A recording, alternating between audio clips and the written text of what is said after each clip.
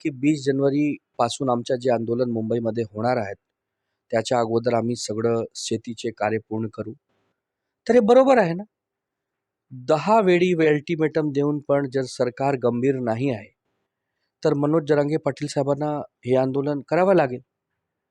मनोज जरांगे पाटील साहेबांच्या क्लिअर मत आहे, की आम्हाला तुम्ही आरक्षण कसा देणार हे फक्त सांगा.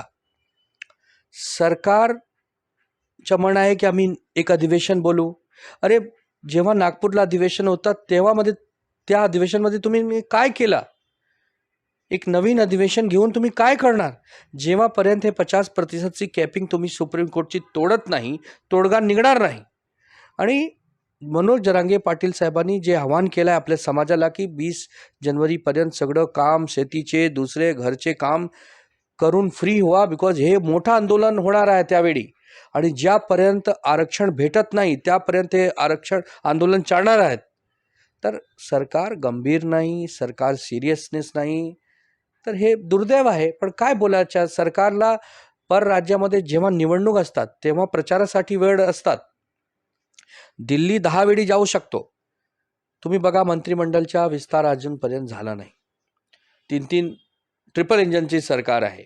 मंत्री किती आहेत? किती असे पण जिल्हे आहेत जिथे पालकमंत्री नाही.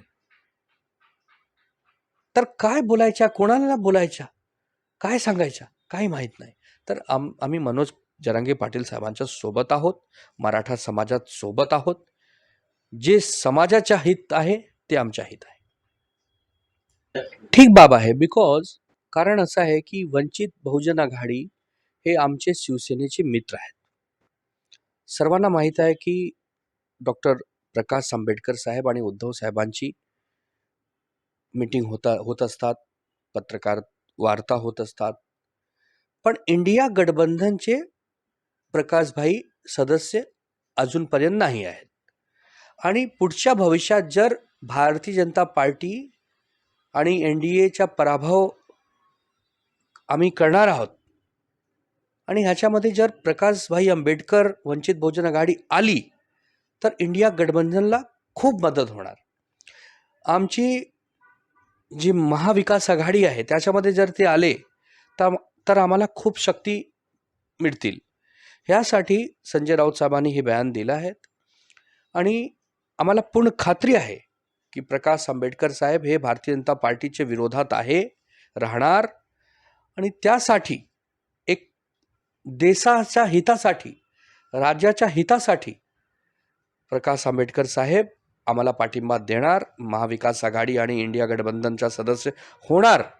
पण जेव्हा स्वतः प्रकाश आंबेडकरजी बोलतील तेव्हा आम्हाला सगळ्यांना कळेल. पण आमची इच्छा आहे, आम्ही त्यांच्या संपर्कात पण आहोत, आम्ही आमची बाजू पण मांडत आहोत. आणि जे थोडके मोठके मतभेद आहे ते पण आम्ही सॉल्व्ह करू अशी पण आम्हाला खात्री आहे.